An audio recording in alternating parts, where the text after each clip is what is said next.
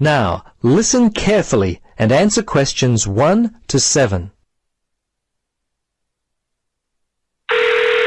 Registrar's office, this is Pam. Yes, hello. I'm calling about enrolling to study at the university. This is the right number? Yes, this is Mitchford University admissions. What would you like to know? Well, basically I need to know what I have to do to be enrolled as a student. You see, I'm currently studying education at another school. I've just finished my first year, but I'm not really enjoying it. I think I'm more interested in accounting. My dad teaches maths, so I thought it might be a good choice. Well, better than business anyway. Okay. Have you received a registration pack? No? How can I get one of those? Well, you've got to have one to register. You can enroll at the university at any time after you receive a registration pack. These are usually available from September for first-year and transferring students, and from November for returning students. On the basis of the information contained in the registration pack, you should attempt to make a firm choice about which courses to study before completing your form. I see. So I've only got a month to get my registration pack in. Can you send me one? Sure. If you are close to a high school, the registration pack and university prospectus are available from the Careers Advisor. Would that be helpful? Well, the closest school's too far away and I haven't got a car. Are there any other ways you can send it to me? Well, for prospective students who have already left school, the registration pack and prospectus are available from the university information line. But that might not be of help for you? No, not really. I'll tell you what. Why don't you give me your contact details and I'll send a pack out to you. At least that would be a start. Okay, sounds good. Right. Firstly, what's your name? Richard Dreyfus. That's Dreyfus. Your address there, Richard? Unit 12, 15 Sportsman Avenue. That's Sportsman, Mermaid Beach. 4554. And your telephone? Yes, I won't give you my home. Mobile's best. 0414. Hang on a minute, I don't call myself usually. I think it's 0414 658 339. Yes, that's it. Okay, now, do you have email? Yes, I do. It's Dreyfus, my last name, at igo. That's IGO.com. All lowercase letters, of course.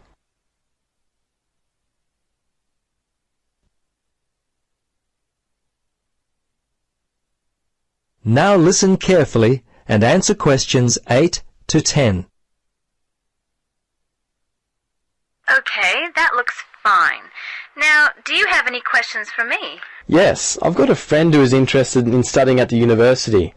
I'm not sure what would be best, the best way for him to register. Can you give me some suggestions? Sure. There are 3 ways to register. Option 1 is telephone registration. Before you telephone, fill out the registration form included in your pack. This will ensure you have all the information that you require. The number is in your registration packet. Don't forget to hold on to a copy of your registration form for future reference. Yep, okay. Option 2 is registration by post. All you have to do there is complete the relevant sections of the registration form and post the completed form together with all documentation required in the envelope provided. All right. The third way is to simply come in. Visit the Student Information Center in the Information Services building, and your friend will receive personal assistance on how to complete his forms. Thanks very much. You've been most helpful. You're welcome. Good luck with your future studies.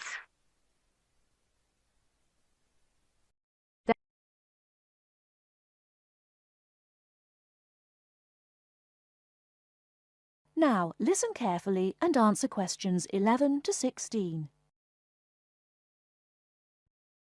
Good afternoon. Hello. How can I help you? I'd like to make a transfer, please. You want to transfer some money? That's fine. Let me just bring up some details. Right, here we are.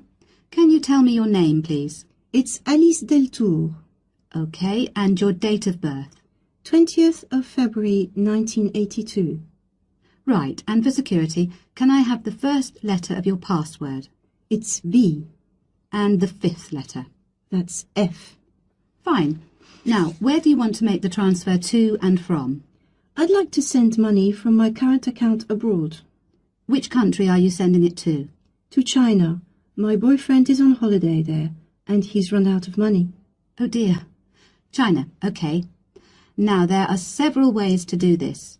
We can do it by credit card, by electronic transfer, by cheque or by banker's draft. I'm not sure. What's the best way? Well, that all depends. The simplest way is by cheque, really. I just write the cheque and send it. Yes, but it can be very slow and take a long time for the money to clear, between 3 to 4 weeks. How soon do you need the money to get there? I'd like it to get there in the next couple of weeks. So really, sending a cheque is going to be too slow. Yes, I think so. Let's look at electronic transfer then. This usually takes between 2 and 5 working days. That's 2 to 5 days. Working or business days. If you send it on Friday, it will get there the following Friday at the latest. I see. That's much better. Yes, but we do charge a fee for this. We charge a flat fee of £21, and on top of that, the receiving bank may charge a fee, and an agent may also charge you for transferring the money between banks. So, how much is it altogether? We can't give you an exact amount. You need to check it with the receiving bank and any agents that they use. I see. Also, you can send it in sterling or dollars from here, but there will be an additional fee depending on the exchange rate when you convert it into renminbi. So there will be another charge too? I'm afraid so. Does it make any difference if I send it in dollars or sterling? It could make a difference according to which currency has the best exchange rate. The other difference is this. If you send dollars, the amount goes through the US clearing system. We send the money to our branch in London. They then send it to our branch in New York, and the New York branch sends it to the bank in China. It goes all around the world then.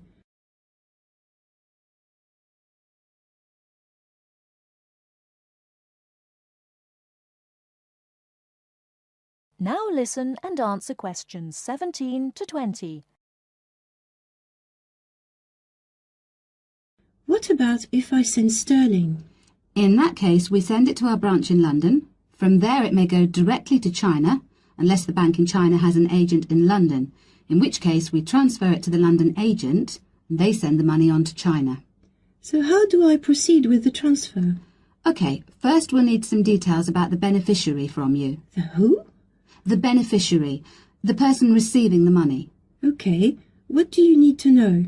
We'll need the full name of the beneficiary and their account number. OK. You need to tell us the name of the bank in China and the address of the branch. We also need the bank's sort code and the SWIFT number. What's a SWIFT number? Basically, it's an interbank code. It helps banks identify each other through a unique code number. OK, and that's spelt? SWIFT, SWIFT. And the final thing we need is the reason for sending the money. You need a reason from me? I just told you my boyfriend's run out of money. Well, we don't need a reason. The receiving government needs to know why the money is entering the country, and we have to be able to tell them. OK, so from me you need the bank's name, the address of the branch, the sort code and SWIFT number, the beneficiary's name and account number, and a reason for sending the payment. Yes, that's correct. OK, so I'll check these out and come back to you with them so we can go ahead with the transfer.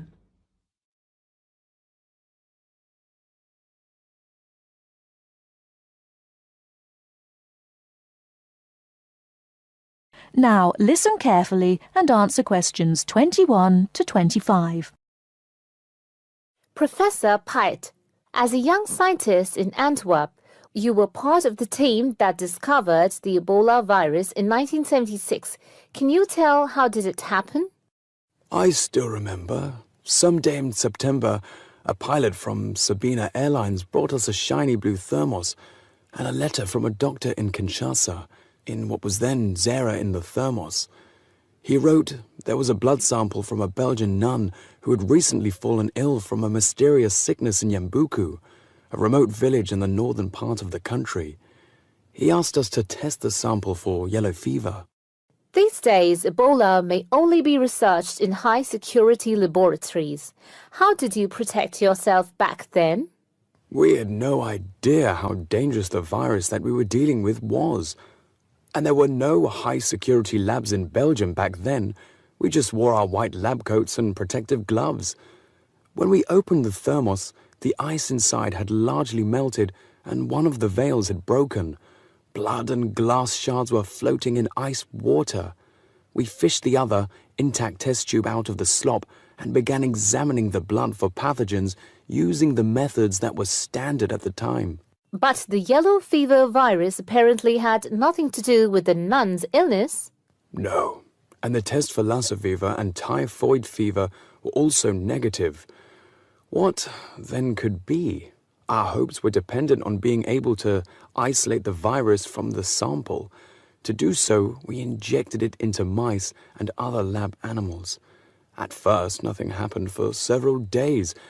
We thought that perhaps the pathogen had been damaged from insufficient refrigeration in the thermos.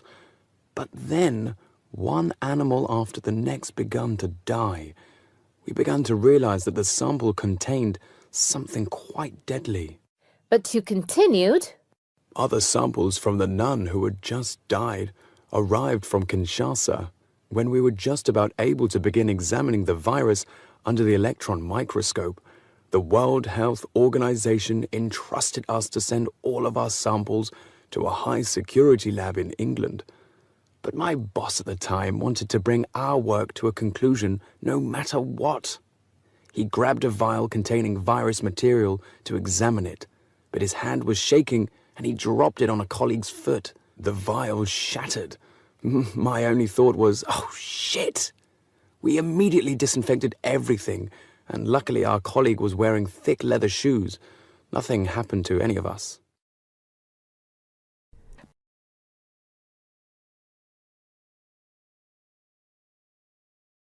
Now listen and answer questions 26 to 30.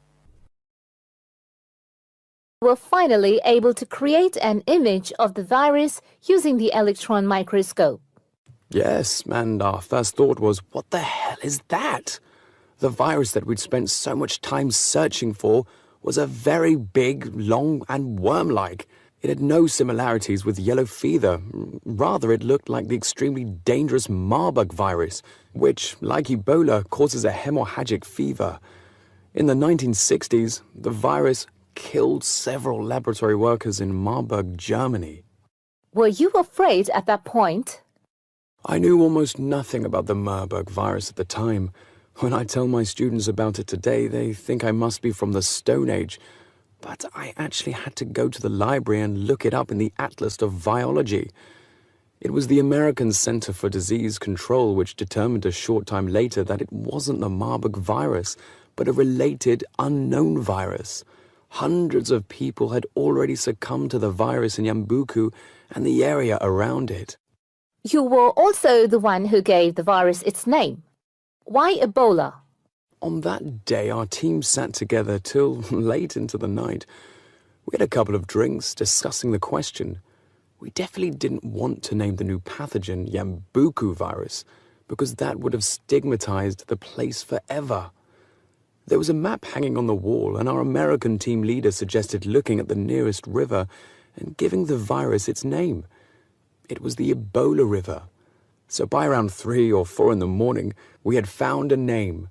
But the map was small and inaccurate. We only learned later that the nearest river was actually a different one. But Ebola is a nice name, isn't it?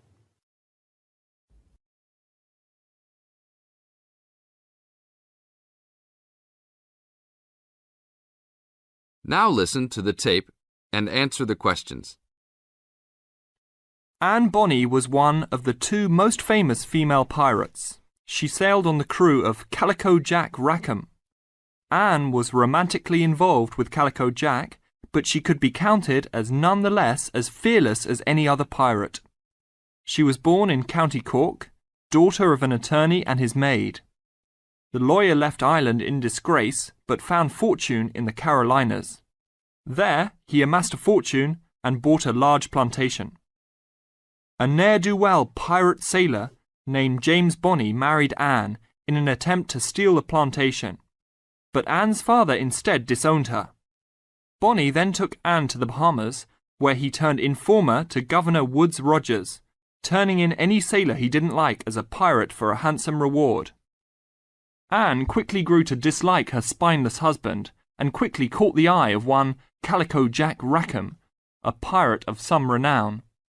Governor Rogers had recently passed an amnesty for pirates, which left Bonney out of work. The admiration between Anne and Calico was mutual. Calico Jack was a handsome man who knew how to spend money as well as steal it. Anne was a well-endowed lass with a fiery spirit and a temper that matched that of any man. In any event, Calico offered to buy Anne from Bonney, but Bonney instead took the matter up with Governor Rogers, who said that Anne was to be flogged and returned to her true husband. That night, Calico and Anne slipped out in the harbour, stole a sloop, and began a life of piracy together.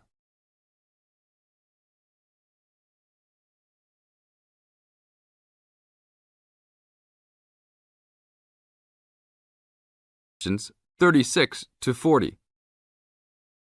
Anne fought in men's clothing, was an expert with pistol and cutlass, and considered as dangerous as any male pirate. She was fearless in battle, and often was a member of any boarding party. In October of 1720, retribution was close at hand. The governor of Jamaica, hearing of Calico's presence, sent an armed sloop to intervene and capture the captain and crew.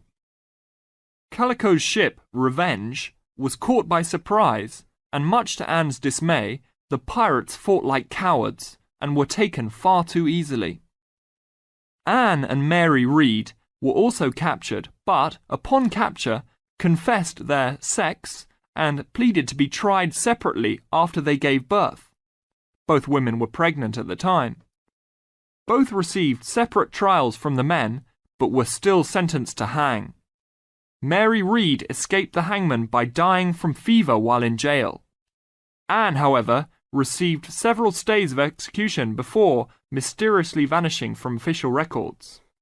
It is believed that her father, who had contacts in the island, forgave his daughter for her acts and ransomed her back to the Carolinas, where she assumed a new name and a new life.